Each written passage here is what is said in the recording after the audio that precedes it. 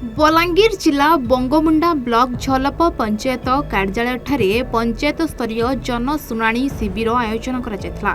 एही शिविर रे पंचायत अधिकारी माने पंचायतर सेले बरट ममिया भानपुर झलप गांव को आसीथिबा लोक माने निज निज अभियोग नहीं पहुंचीथिले शिविर रे।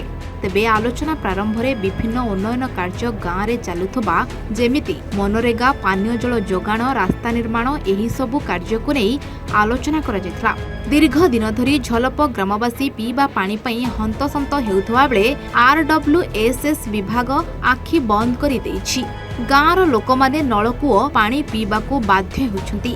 राज्य सरकार कोटी कोटी टंका खर्च करी वसुधा योजना रे पानीय जल जोगाण करी गाँ को विशुद्ध पानीय जल जोगाण करुथबा बेले प्रत्येक गाँ को विशुद्ध पानीय जल जोगाण करुथबा बेले फेल मारिछि झलप गाँ रे जल जोगाण। अनेक थर पंचायत कार्यालय ठारू ब्लॉक कार्यालय और जिलापालक पर्यंत अभियोग शुणाणी रे मध्य अभियोग करिसेंती, हेले मध्य कौनसी सुफल मिली नाही। जहा फल आज बाध्य होई गाँवर महिला माने एकजुट होई झलप पंचायत कार्यालय मुख्य गेट रे ताला पकाई बंद करथिले। अभियोग शुणाणी करुथबा अधिकारी माने बुझामणा आलोचना करथिले। कौनसी सुफल मिल नथिबा बेले बाध्य होई अधारे शुणाणी बंद करिबा पई पड़िथला। तेबे निज जिद रे अटल रही गेट सामने ताला मारी नाराबाजी लगाइथिले गाँवर महिला प्रीति तांडी, सुरभि बाग, ममी बाग, गेली सुना प्रमुख 100 रु ऊर्ध्व महिला माने सामिल होइतबा बेले कंटाबांजी गरीब सेना संगठनर सभापति दिनेश तांडी पहुंची समर्थन जणाई तांको सहयोगींको सहित सामिल होइथिले।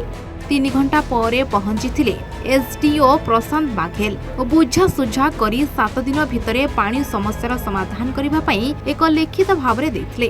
फलरे महिला माने मानि नै आंदोलन ओहरी गेट ताला खोलिथिले और महिला माने गणमाध्यम आगरे प्रकाश करिसेंति जे एसडीओ को लेखार मान न रहिले आसंता 10 दिन मध्यरे बंगमुंडा गोष्ठी उन्नयन अधिकारी कार्यालय रे ताला पकाई आंदोलन जारी रखिबाकू पड़िबो बोली चेतावनी दैछंती। आज झलप पंचायत रे जनशुणाणी शिविर थिला ब्लॉक स्तरीय सेटा के आज झलप पंचायत रो जनसाधारण ममिया सालेबर भानपुर एवं झलप पंचायत रो लोग आज पानी समस्या के निकरी 3 घंटा धरिकी ताला लॉक करथिलु एवं आमर जन बारंबार समस्या रोचे जे ई अंचल रे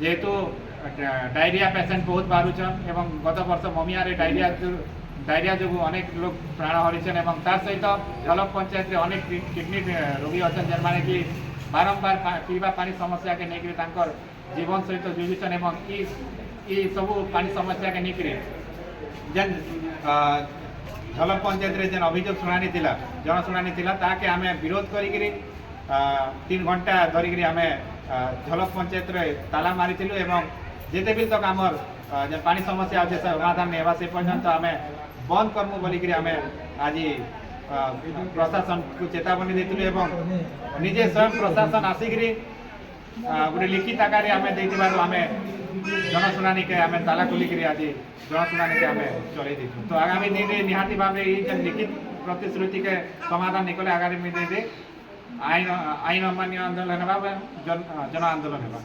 कंटाबांजीरू हरीश कुमार बारिंग को रिपोर्ट ए1 ओडिशा।